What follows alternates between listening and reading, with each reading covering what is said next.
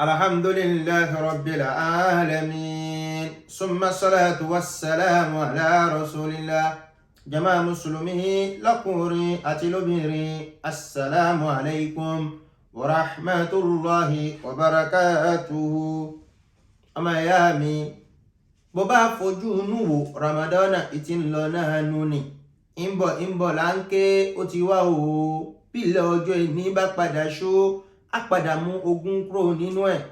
Kódà bó bá di lóru èní o á bẹ̀rẹ̀ àwọn òru mẹ́wàá ìgbẹ̀yìn Ramadana. Tó bá rí bẹ́ẹ̀ ọmọ ìyá mi dákun múra síṣẹ́ rere, múra síṣẹ́ dáadáa, wá pọ̀ kó máa ṣojú kòkòrò oore sọ́dọ̀ Ọlọ́run ọba. Ọmọ ìyá mi nínú Islam dákun a ti sọ fára wa lánàá wípé o ká wáyé ká kó ọ̀rọ̀ ọjọ́ òun kọ́ ni ẹni tó ṣoríire. Kakola tó bọ̀ háyà jọ òun kọ́ lẹ́ni tó ṣoríire. Táwa lẹ́ni tó ṣoríire gangan, ẹni tó bá fi tọ́lọ́wọ́ bá fi ṣe òun nìkan náà lẹ́ni tó ṣoríire. Kí la fẹ́ wá bára wa sọ lọ́jọ́ tèmi? Tó bá tẹ̀ wá fi tọ́lọ́wọ́ bá fi ṣe, dákun ṣojú kòkòrò oore sọ́dọ̀ Ọlọ́run ọba. Mọ̀ bẹ́lẹ́ ni tó ṣe wípé ó gbìyànjú gidi gan sọ́dọ̀ Ọlọ́run ọba, nítorí èyí tó bá ná fọ́lọ́run ọba nìkan òun ni tìwọ. Èyí tó o bá ná tó ṣẹ́kù kì í ṣe tìwọ. Ànábì wa Muhammadu sallallahu alayhi wa sallam ń polo ìyàwó rẹ̀ ní ọdún wọn pẹ́ẹ́ran. Gbàtà wa pẹ́ẹ́ran ìyàwó rẹ̀ Aisha ó wá pín gbogbo ẹran náà bùṣe síta. Ó pín gbogbo ẹ̀, ó kojó, ó fi ṣe sàárà, ó wá ṣe díẹ̀ kù fún Ànábì wa Muhammadu sallallahu alayhi wa sallam. Ibi èjìká máa pa báyìí tànàbí nífẹ̀ẹ́ sí òun ló fi sílẹ̀ fún. Ànábì wa dé ó wá ní ìyàwó mi báwo ló ṣe ṣe rágbà. Ìwọ̀n jẹ́ kó yẹ wípé kò sí kankan tó ṣẹ́kù fún wa mọ́. Gbogbo ẹ̀ náà ni mo ti fọ́nká síta, díẹ̀ tó nífẹ̀ẹ́ náà ni mo filẹ̀ fún wọn. Ànábì ní kò yé ọ ni. Sórí gbogbo èyí tó kó síta yẹn tó fi ṣe sàárà òun gangan ló ṣẹ́kù fún wa. Ó wá rí díẹ̀ tó gbé kalẹ̀ kì í ṣe tiwa. Ekonomi tó ẹ máa yín tó wé. Àsìwé vọ́vọ́ máa yín tó wé.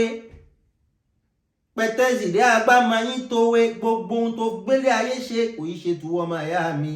Ilé tó kọ́ ni kì í ṣe tùwọ́. Owó tó wà ní báńkì kì í ṣe tùwọ́. Ìyàwó rẹ̀ kì í ṣe tùwọ́. Ọmọ rẹ̀ kì í ṣe tùwọ́. Èyí tó bá ná síwájú Ọlọ́run ọba òun nìkan ni tùwọ́. Ọlọ́run sọ fún nínú Al-Qur'anul Karim. A'udhu billahi minash shaytanir rajim. Al-malu wal banuna zinatul hayatid dunya. Wal baqiyatus salihatu khayrun inda rabbika thawaban wa khayrun amala. Ọlọ́run sọ fún pé kí ni owó tó ní almalu, gbogbo owó, ọlá, ilé, gbogbo ohun tó kójọ láyé ta kó fún wọn wal banun àtàwọn ọmọ rẹ̀, àwọn ìyàwó rẹ̀ ní gbogbo ohun tó ní zinatul hayati dunya. Ọ̀ṣọ́ ayé lásán ni, ayé nìkan ni ó gbé, kò wúlò fáwọn Ọlọ́run ọba. Wal baqiyatu salihatu khayrun inda rabbika. Ó wá rí èyí tó bá ná síwájú Ọlọ́run ọba, àwọn iṣẹ́ dáadáa torí ṣe tíwájú Ọlọ́run ọba tó wá ń ṣe látẹ̀lé ń tẹ̀lé, ó ń ṣe lemọ́lemọ́, àwọn iṣẹ́ dáadáa, ìrìn rere, ọ̀rọ̀ rere, gbogbo ohun tí ó ṣe tó wá ná síwájú Ọlọ́run ọba òun náà ni yóò máa jẹ́ ohun tí ó ṣẹ́kù fún ládàwọ́ Ọlọ́run. Ọmọ ìyá mi nínú Islam, dákun Ramadan ti ń tán lọ.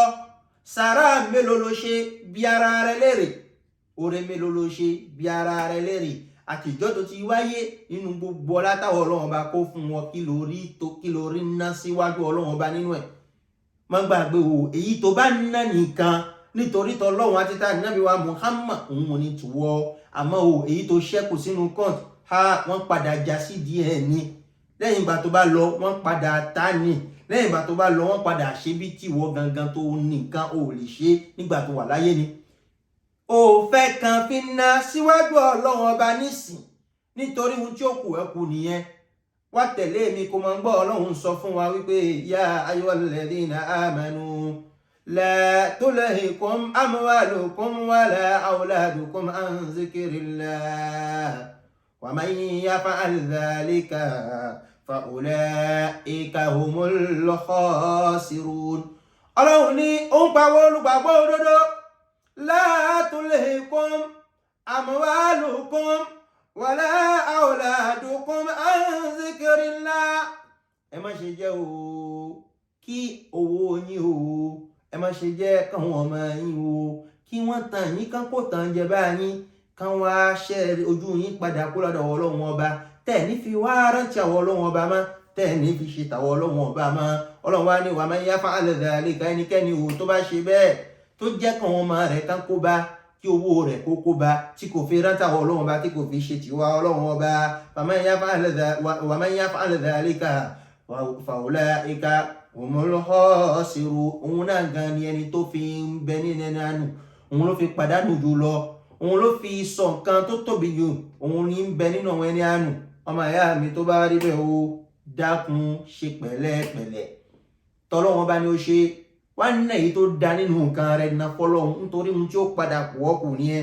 Ọlọ́run wá sọ fún wa anfiqu mimma razaqnakum min qabli an ya'tiya ahadakumul mawtu fayaqula rabbi lawla akhartani ila ajalin qarib fa asaddaqa wa akun minas salihin. Ọlọ́run ní ẹ̀nà wa anfiqu ẹ̀mà náwó yín, ẹ̀nà láyín mimma razaqnakum nínú táwọn Ọlọ́run ọba abùyín o, min qabli an ya'tiya ahadakumul mawtu. Ẹ̀náwó yín síwájú Ọlọ́run ọba síwájú ná kí ikú kó tó dé bá yín, nítorí ikú bá ti dé bá yín ẹ̀ tó lè àlè kaṣẹ́ kan fún yín mọ́, èyí tẹ́ bá ná náà ni ó máa jẹ́ ti yín. Min qabli an ya'tiya ahadakumul mawtu fayaqulu rabbi, ẹ dákun ẹ̀nà síwájú kó tó di pé ikú ó débà ọ̀kan nínú yín o, kó máa ní fayaqula ló máa sọ, ẹni tọ̀hún máa sọ wípé rabbi lawla akhartani ila ajalin qarib. Ọlọ́run ọba o, ọba mi, ǹjẹ́ ó bá ṣeéṣe, ǹjẹ́ kò lè ṣeéṣe kó tẹ gbà mí láyè díẹ̀, gbà mí láyè díẹ̀ Ọlọ́run ọba, kí fi lè bá ṣe kí ni fa asaddaqa, kí máa bá fi lè máa ṣe sàárà, kí máa ṣe dáadáa, wa akun minas salihin, kí bá lè máa bẹ láàrin àwọn ẹni dáadáa. Ọlọ́run ní o kò lè rí bẹ́ẹ̀ o, walan yu'akhkhira Allaha nafsan idha jaa ajaluha wallahu khabirun bima ta'malun. Ọlọ́run ní fún ẹ̀dá kan, kò ní fún ẹ̀mí kan ní ṣẹ́jú kóró kan nígbà tí idha jaa ajaluha, bí ìgbà tí ikú bá ti dé bá, bí òdodo bá ti dé gbà o. Ọlọ́run ò ní fún yàn kan ní second chance nígbà tó ń wà láyé, nígbà tó ń ṣẹ̀mí lọ́wọ́. Ná èyí tó dá nínú ọ̀rọ̀, ná èyí tó dá nínú owó rẹ̀, ná èyí tó dá nínú ọlá rẹ̀ síwájú Ọlọ́run ọba, ná kí ikú tó dé, nítorí ikú bá dé a ò tó ní gbẹ̀ẹ́ láyé kó tún ṣe dáadáa kan mọ́. Ọmọ ìyá mi tó bá rí bẹ́ẹ̀, ohun ta fẹ́ sọ fún ẹ lọ́jọ́ tèmi, ohun náà ni wípé kí ni ohun tó bá rí ṣe nígbà tó bá ń bẹ láyé síwájú Ọlọ́run ọba, òun ni tùwọ́. Èyí tó bá ná nínú owó rẹ̀ síwájú Ọlọ́run ọba, òun ni tùwọ́. Gbogbo owó tó kó jọ tó ń bẹ̀ òun pé àfikó pọ̀, èyí tó bá ná bẹ̀ nìkan fún Ọlọ́run ọba, òun ni tùwọ́, nítorí ohun tí ó kù ẹ́ kù lọ́dọ̀ Ọlọ́run ọba nìyẹn. Èyí ò bá jẹ́ ohun tí a ní ká pe ara wa sí. Tá bá lọ nínú Suratul Nahl, Ọlọ́run sọ fún pé ma indakum yanfadu wa ma indallahi baqi. Ẹ̀rí gbogbo ohun tẹ́ ní o, ma indakum yanfadu, gbogbo ohun tẹ́ ní yóò padà tán, gbogbo ọlá yín yóò padà tán, owó tẹ́ ní yóò padà tán, ọlá tẹ́ ní yóò padà tán, ilé tẹ́ kọ́ yóò padà tán o. Wa ma indallahi baqi, ma indakum yanfadu wa ma indallahi baqi. Ẹ wá rí o, oore tí ń bẹ lọ́dọ̀ Ọlọ́run ọba kò ní tán, òun ni ó ṣẹ́kù. Gbogbo ohun tó ná síwájú Ọlọ́run ọba kò ní tán, yóò padà ṣẹ́kù, ń bẹ́ẹ̀ fún ìwọ náà ló nìkan rẹ̀, ìwọ náà ni yóò padà wúlò fún. Tó bá rí bọ́mọ ìyá mi, ohun tí a ní kábàárà wa sọ lọ́jọ́ tèmi náà nù ni. Ọlọ́run kó kọ́ wa máa ṣe, Ọlọ́run kó dùn wá nínú, Ọlọ́run kó wá kà wá pẹ́ ni tí ó parí Ramadana láyọ̀ àtàlàáfíà. Chers frères en Islam, aujourd'hui nous allons nous entretenir sur l'importance de beaucoup dépenser dans le sentier d'Allah, l'importance de faire assez de bien pour Allah subhanahu wa ta'ala, l'importance de tout faire pour pouvoir s'assurer que nous avons accompli beaucoup de bonnes œuvres dans le sentier d'Allah subhanahu wa ta'ala. Chers frères en Islam, nous allons remarquer aujourd'hui que nous tous, nous faisons le maximum, nous travaillons jour le jour pour avoir beaucoup d'argent, pour avoir la richesse, pour avoir tout ce que nous voulons. Mais nous dépensons seulement le peu sur le sentier d'Allah. Alors que ce n'est que ce que nous avons dépensé pour Allah qui est en réalité pour nous. Mais tout ce qui reste dans nos comptes, ce n'est pas pour nous. La voiture que nous avons, ce n'est pas pour nous. Nos terrains, ce n'est pas pour nous. Nos entreprises, ce n'est pas pour nous. Notre fortune, notre richesse, ce n'est pas pour nous. Alors, qu'est-ce qui est pour nous? C'est seulement ce que nous avons dépensé pour Allah. Ce que nous avons dépensé dans le sentier d'Allah. C'est seulement cela qui restera pour nous. Chers frères et sœurs d'Islam, tout ce que nous avons dans cette vie, ça finira. C'est seulement ce qui est auprès d'Allah qui restera. Chers frères et sœurs d'Islam, c'est seulement ce qui est auprès d'Allah qui restera. Allah nous dit que ce soit notre richesse, notre fortune et nos enfants, ce n'est que ornement de ce bas monde. Ce n'est que ornement de ce bas monde. Et ce n'est que les bonnes œuvres. Ce n'est que les bonnes œuvres qui persistent, qui seront auprès de notre Seigneur, d'accord, une belle expérience et une belle récompense pour nous. Alors, chers frères et sœurs en islam, il est vrai que on s'est dit hier que ce n'est pas celui qui a réuni tous les biens de ce bas monde qui a réussi, non. Ce n'est que celui-là qui a fait, d'accord, qui a préparé l'au-delà, qui a fait les bonnes œuvres, qui a suivi les prescriptions d'Allah. Ce n'est que celui-là qui a réussi. Mais il est vrai aussi que lorsque tu as le milliard, d'accord, et que tu ne fais que dépenser un tout petit peu de ce que tu as, mon frère, tu ne fais rien à autrui. C'est pour toi-même. Ce que tu dépenses dans ce que tu as sera pour toi. Tu dépenses beaucoup, c'est pour toi. Tu dépenses peu, c'est pour toi. Parce que toute la fortune que tu vas laisser, ce n'est pas pour toi. Ce n'est que des enfants ou la famille. Et ils vont se battre autour de ça. Ça ne va pas te profiter. Ce qui te profitera, c'est seulement ce que tu as dépensé pour Allah. Allah nous dit dans le Coran, A'udhu billahi minash shaitanir rajim. Ya ayyuhalladhina amanu la tulhikum amwalukum wa la auladukum an zikrillah. Wa man yaf'al dhalika fa ulaika humul khasirun. Alors, vous qui avez cru, ne laissez pas vos biens et vos enfants vous détourner, d'accord, du rappel de Dieu, d'Allah subhanahu wa ta'ala. Et quiconque fait cela, il sera parmi les perdants.